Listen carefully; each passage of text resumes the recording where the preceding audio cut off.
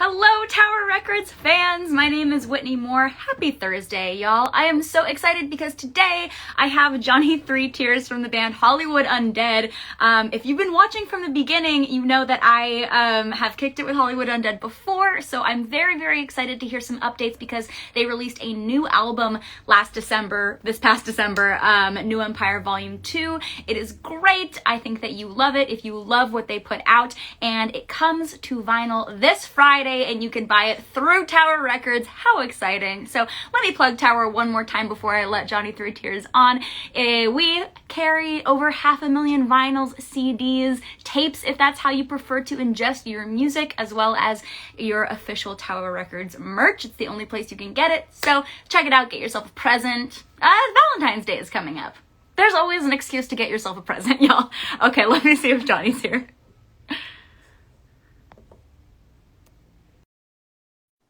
As always, ask questions in the comments. We love to hear from you guys. Hopefully the internet is on our side. We never know. Hey! Hello! How are you, Johnny? Thank you so much for joining me. Oh yeah, my pleasure. Thanks for having me. I am so excited to talk with you about this release this Friday, and what you have been up to the first month of 2021. It's pretty insane that that's gone by already. How was January for you? It was very exciting. I watched the news. It was a good time. A lot happened. No, yeah, it's wild. It's interesting. It's good times for music because we have a lot of subject matter. It scares the shit out of me. I've been locked in a bunker with a bunch of guns and granola bars just waiting for the end of the world, you know?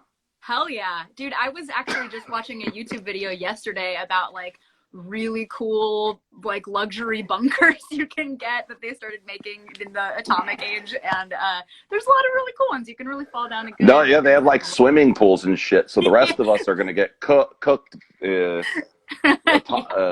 by some hydrogen bomb while some asshole swimming underground. God, that pisses me off. Well, I'm glad that you brought that up because I was actually going to ask something that has been really interesting to me doing these interviews is how musicians and artists have taken the events of 2020 and 2021. There's a lot of chaos, and how, this is sort of a two-pronged question, but how it has affected your creative process, and if you found yourself being less or more creative, and if it has inspired any subject matter for your music. Well, yeah, I mean, I think hardship always inspires art, one way or the other. I think that they're centrifugal to one another. So it's funny because the worst moments of my life are the moments I created my best stuff. It's just the way it is. I think that's why you see a fall off with a lot of musicians who are really successful, because after they're rich and they've gotten everything they want, it's your back isn't against the wall anymore. And you keeping that mindset, if you have a lot of success, I think it's tough for a lot of artists. Fortunately, I've never been successful, so I'm still fucked. So I just keep writing. So I mean, I think that's a big part of it. You see that with in any sport, when they win some championship, and it's always really hard to repeat because your back isn't against the wall. And with anything in life, if you can use any kind of hardship to create anything, I think that's the most opportunistic way to do it, because you're going to get something. I love that from you, and I think that that's a really great thing for younger artists to really consider is if you're struggling, use it for your art. Certainly there's a pendulum swing that goes the other way. I think there's a certain expectation sometimes that you're not a good artist unless you're struggling, and or if you're going through big life events, and I think that can be just as toxic as getting comfortable. So finding the happy medium is a good thing. Yeah, I don't know if anybody ever has, to be honest. That's why I mean most great records were written by very young people. The Beatles were really young, Kurt Cobain was really young, Eminem was really, all these guys who created records that kind of changed the course of music and in sense culture and history. We're all pretty young people who had a messy upbringing and stuff like that. I'm not saying you have to destroy yourself to make art, but I would certainly think it's in your best interest, if you're thrust into a position of turbulence, to use that turbulence because you're fucked either way. So you might as well use it for something good and make something of it. So the pain is at least worth something in the end. I couldn't agree more. And that's true. I do think it's really interesting that so many successful artists got their success when they were young and that sort of petered out. But I think that's something that's really interesting about New Empire Volume 2 because it shows a real growth. And, you know, you're a father now. And so I feel like Yeah. artists, they grow into new periods of music. And so I'm really excited to get into that aspect with you because I see the growth in this album. It's a really fantastic album. Before we get into it, I got to ask you about Dove and Grenade. How is that going? Because that was a big part of the conversation I had last time with y'all. Yeah, it's going really good. I mean, we're just growing weed and selling it, so it's not that complicated. Um, but it's really fun. The cannabis industry in general is a lot of fun because it's kind of like still kind of like the Wild West. You know, every market's different, and there's a lot of things. You know, it's not federally legal, so you're kind of operating in this gray area, which is always kind of exciting. And it's fun to be a part of something new. And we've been working hard at it. We've had a lot of ups and downs, like anything else when you're in a new venture. But we think things are looking up, and we're just going to keep plugging away. Yeah, I love it. If you ever need a QA tester, hit me up. I am available. Absolutely, absolutely.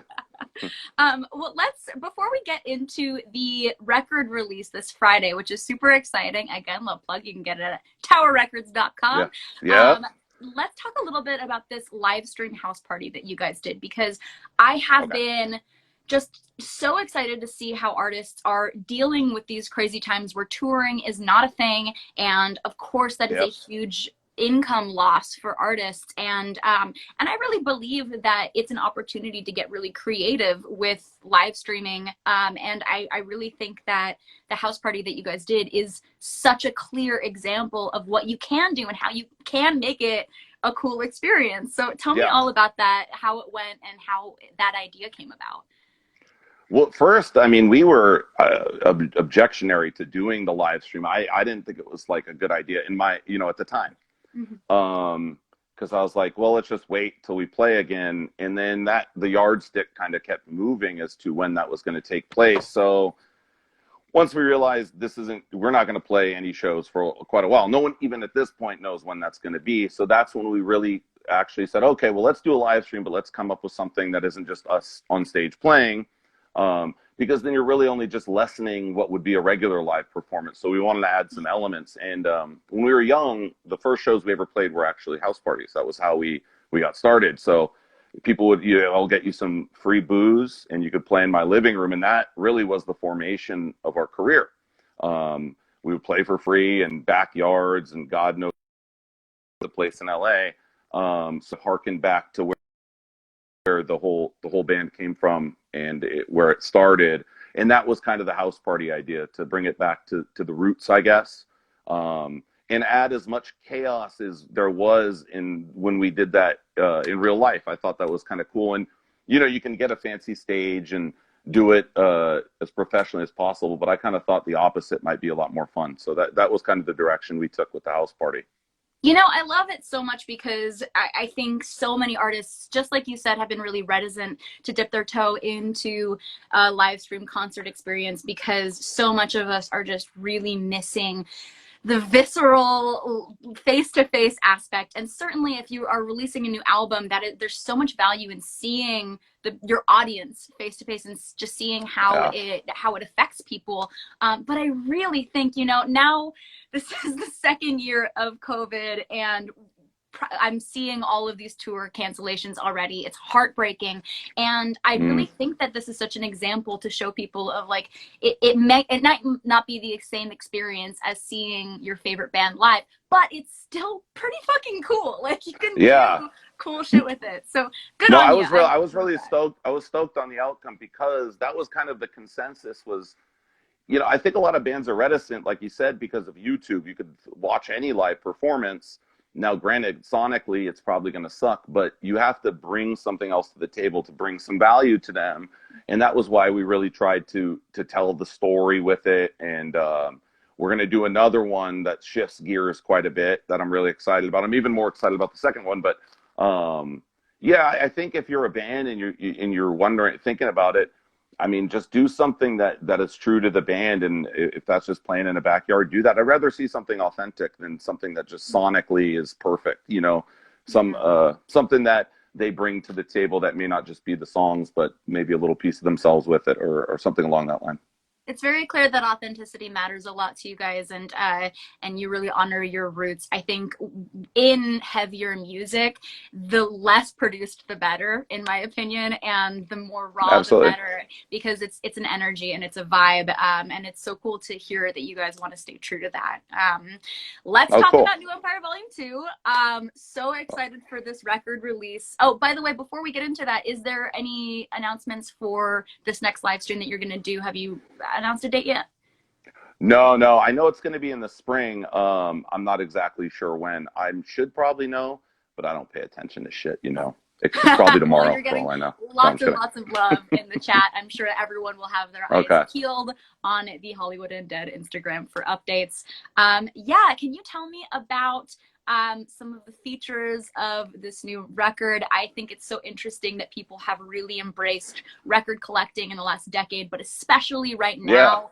So many people are getting physical media, myself included, spending lots of money on it, just because it's so nice to have something to have and to hold. So tell me all about the I, I record.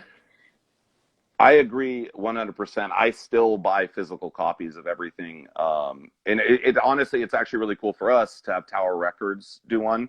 I made sure our manager got me a copy because it looks amazing. I'm not even just saying that because I'm on the phone with you. But Tower Records has a huge history for us. We grew up in Hollywood in the Tower Records on Sunset. To be honest with you, I didn't have any money when I was growing up. I actually stole from Tower Records on said set on one occasion. I stole a Coolio CD when I was like 10 or something like that.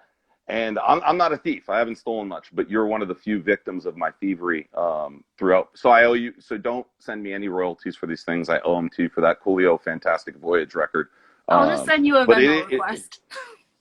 okay, I'll pay. I'll pay. That was when CDs were $20 too, so it's gonna hurt. But no, the Tower Records doing it really is really cool for us because that was definitely a part of us growing up. I know there was other Tower Records, but that one on Sunset was kind of like a landmark for all of us. I got drunk behind that building. We did all kinds of fucked up shit around there. So to have that connection to where we are now, it honestly is really special. So we were stoked you guys did it, and we're happy to do the collab. And then when I saw it, I was even more stoked. I think there was only 300 made, if I'm not mistaken. So it's special, and I can't wait to get my hands on one Yes. and then Can you sell tell it me on any the black features market. about it? Are there lyrics? I'm always so curious about like the inserts and the details of album art and everything like that. Features like is on the songs. No, oh my gosh, we're gonna get into the features of the songs, but Okay. of the physical media, any No, like art you'd that you're have to excited about? tell me because I haven't seen it. You haven't seen it? No, I haven't gotten the Wow. copy yet. So all I know is it looks bitchin' in the picture. Amazing. Well, I'm excited that you're going to be as surprised as we will. That's very, very cool Yeah. and rare, I think. Well, since you mentioned it, let's get into some of the features on Volume 2.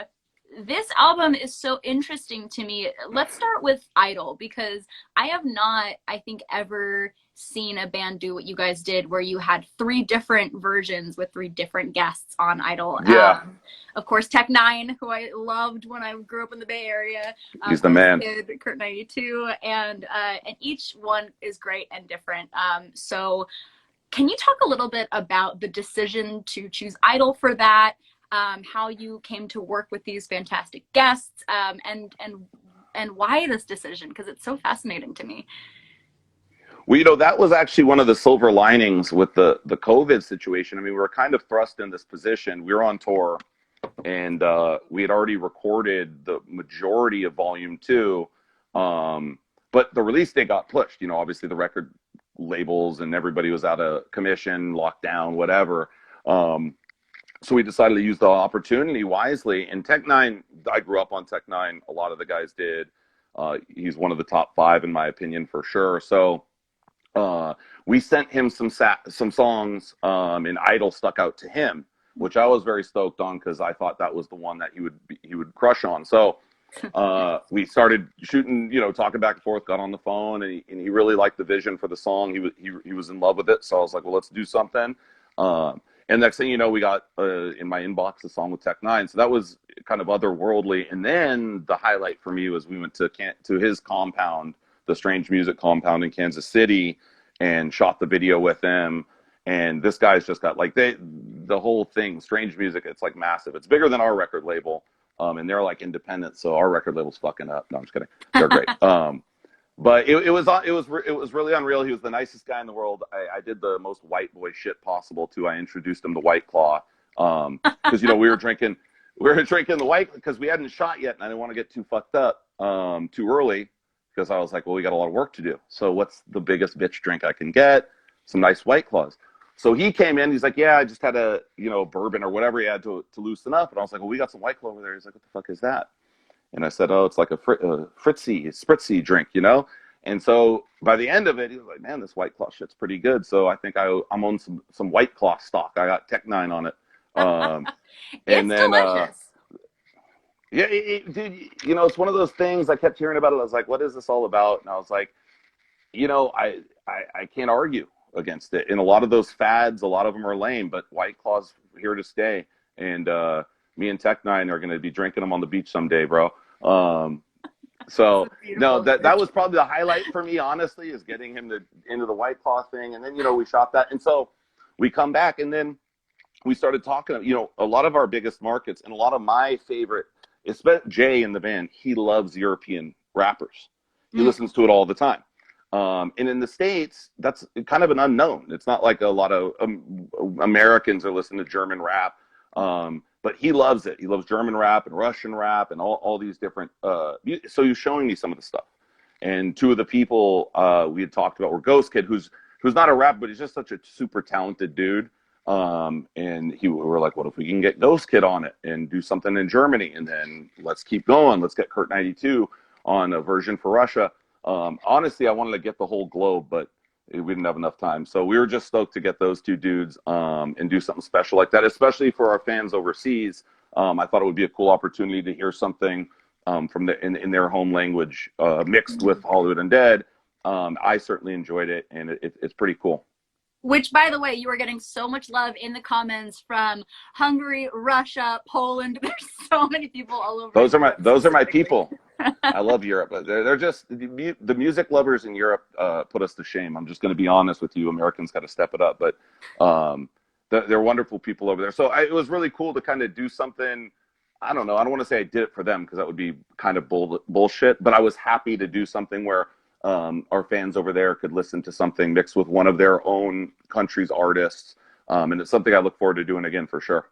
I love that. I love mixed language music so much. I'm really passionate about it. So I'm so happy to see that representation. And it sounds like everyone from the comments alone, it sounds like everyone was equally excited about it. Now, this album has been out since early December, and I would love to know what the reception generally has been so far. Because I just got to say, it's really a strange thing, in COVID to release an album and not be able to see people's reactions to it. So can you tell me a little bit about some of the reception? Yeah, I mean, from what I know, people like it. I honestly, I don't know how you even look at that now. I mean, most people aren't going to post this fucking sucks. Well, some do, which is always refreshing. So if someone doesn't like it, you probably don't hear about it. So you really I'm kind of biased because all I see is people liking it.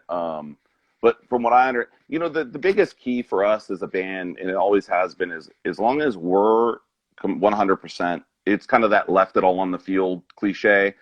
As long as at the end of it, we did everything we could, the reaction isn't as important because there's nothing I could have done better. But if I leave something on the field and I know that something could have been better on the record, then I feel guilty.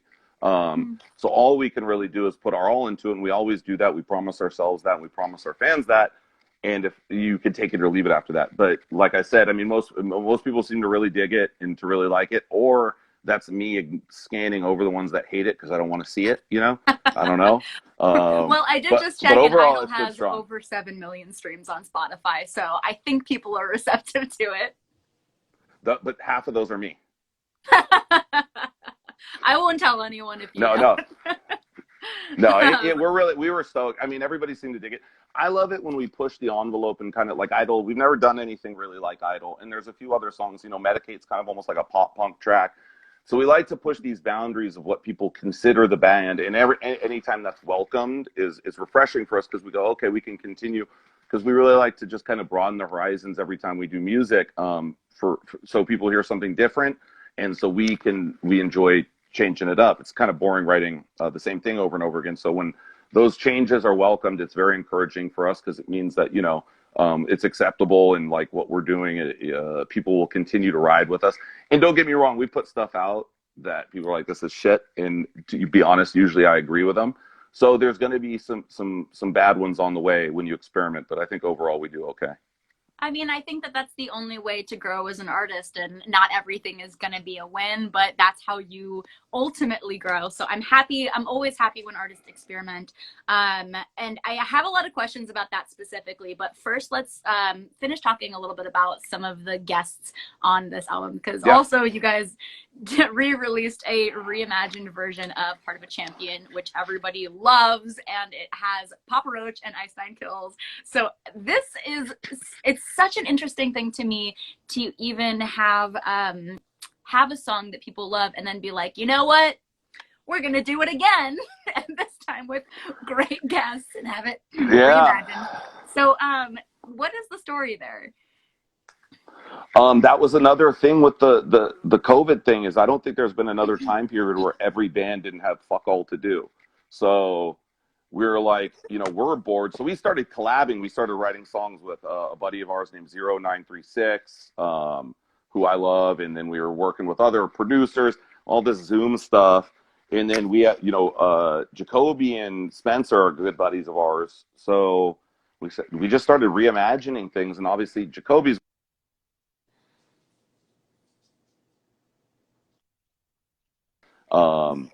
that guy makes me feel like a piece of shit. He has so much energy, and I'm just like, God, I'm a fat loser when I'm around Jacoby. I hate this guy. No, I love the dude. He's the shit. So when you have an opportunity to get Jacoby's energy on one of your tracks, I don't care what you do. And then Spencer, Einstein Kills, probably my favorite new band out there right now. Or they're not new. They've been around for a while, but I think they're newly known to mainstream radio and all that stuff. But they have an awesome catalog, and getting those two guys, it was cool. And then we're on tour together too, so we, you know, it all worked out in that sense. And then we just kept going. Kill Station is one of my favorite artists, period, right now. Visually, his videos, his songs, he's just such a talented dude. And it turned out when we were working in the studio with him, he was a big HU fan. And we were like, well, dude, you wanna fuck around? And he said, yeah, of course. So it's like, it all kind of came together organically. We didn't really have to go in search of things. They all kind of came to us. And normally in the past, we always said no to features because I don't know why. But this time around, we're like, you know, let's get something more, some more involvement in the tracks. And I honestly look forward to doing it in the future because it makes me less set in my ways. When we write songs, I always have these visions or pictures of what they should be. And it's honestly kind of nice letting someone else tell you what they think of the whole thing and show you what they think. And it showed me how wrong I am most of the time. Yeah, I think that is one of the great challenges of being an artist, is having your self-perception of what you do and have that challenged to sometimes wonderful results. I'm curious a little bit about the timeline of this album, because you guys just released a music video for Heart of a Champion, and it man, it made me so jealous of the concert experience and just made me miss that and just look so forward to when we can have that again. So when did you guys shoot that music video? In October in downtown LA. Oh, wow. Yeah, so we shot that. It was kind of a bitch, you know, because they have all these rules for the COVID stuff. So it's kind of hard to work around it. You have to get a test before this. They make you wear a mask everywhere. There's only a certain amount of people allowed on the set and all that stuff. So it was kind of challenging. But our boy Frankie, who did that video, he's just a genius, and he worked around everything. There's a lot of obstacles to getting stuff like that done. He worked through them, and that was one of my favorite HU videos we've ever done. It was definitely in the top few. And we haven't really done a video that I actually liked in like 3 album cycles. So I was very pleased with this one. I'm not a big video fan, So to have one that I actually liked was refreshing, and we really enjoyed doing it, and obviously hanging with Jacoby and Spencer, and I felt like I was breaking the rules because there were a bunch of us, dude, and hanging out all at once, and I hadn't done that in like 6 months. I was like, fuck, Yeah. felt like I was smoking crack behind a dumpster. Yeah, and for those of you who are curious, Los Angeles is back up with production since about 6 months ago, and it is very, very challenging to get it approved. And so I'm curious. I actually got the impression that this was old, real concert footage that you guys had, and I was like, "This is Oh, are you incredible." talking about the live one? Yes, the live Because we one. have a video. Oh yeah, we shot that in Germany. So we were on tour. I thought you meant the regular video. Got it. Got That was it. when so we were in Germany. That was when we were on tour in Europe, and this is during this whole pandemic deal. And we were like, every day we were finding out if we could play the next day. Like, you wouldn't find out till that evening whether you were going home and we actually shot that, I believe, the last day. So we got really lucky because we were putting it off, and we shot it. It was either the last day or the second to last day that we filmed that. So we got really lucky to get it done. And yeah, we played it live. We got it out there, and that was a ton of fun. So that was Wow. when shit was still. But it was weird already at that point because that show was sold out, but it was only like half full because people were already sketched out about what was happening. So it was a weird vibe, but still a lot of fun.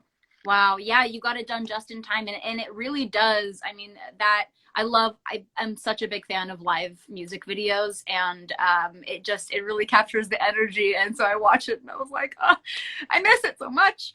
I know. It sucks. Yeah, one day, hopefully soon. Well, I am curious. Something that is really interesting to me anytime an artist decides to reinvent something that they've released, I think a big conversation that always happens between an artist and themselves, or an artist and their bandmates, or what have you, is when is something truly done? And that, I think, is a really hard thing to think about in a production process. Is just like, okay, I'm stepping away from this. And you guys have now not only put out these songs, but also decided maybe something is never done. So can you speak on that decision, and how you as a band sort of work together to decide whether something should be touched again?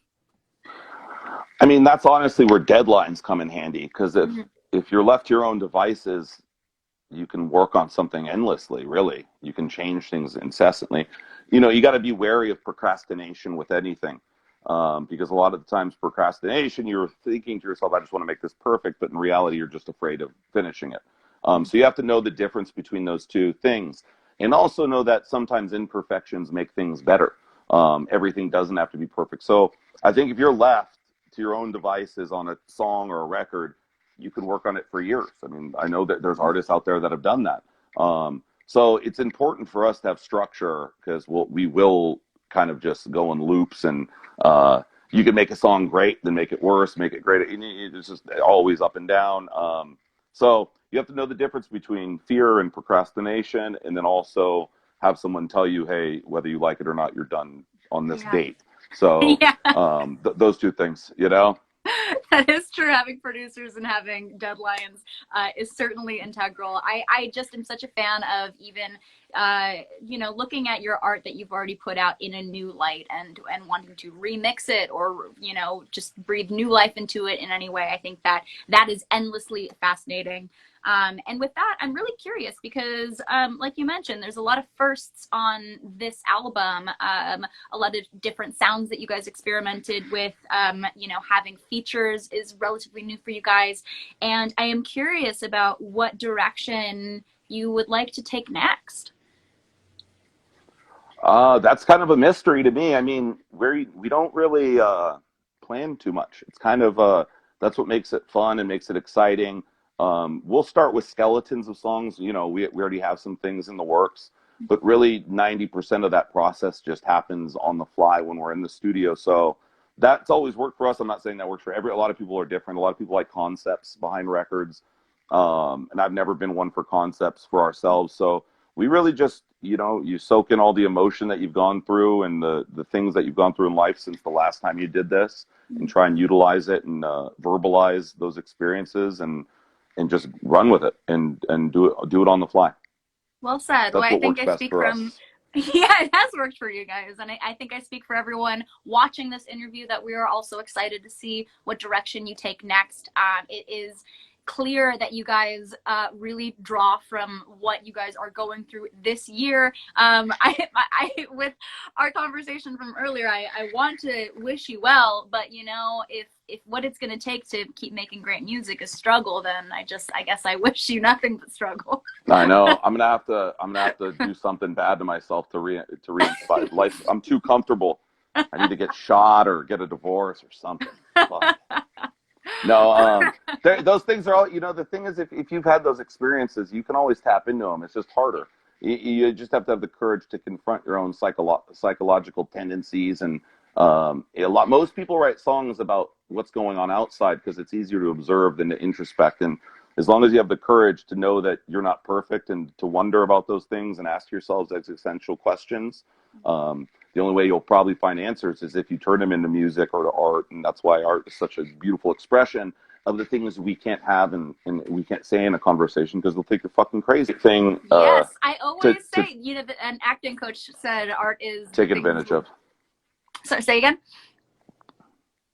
Yeah. No, sorry, there might have been a lag. You go ahead. My acting coach always says art is how we tell truths that we can't say in real life, and I think that music is such a wonderful part of that because it's not only self-affirming and helping you work through your own stuff, but people will hear it and it helps them work through their own stuff. Absolutely. And gosh, I love it so much. That's Well, Johnny, what's so important about art, just so everybody knows. Yeah. That's really the universal language. It's not mathematics, just so everybody gets that clear.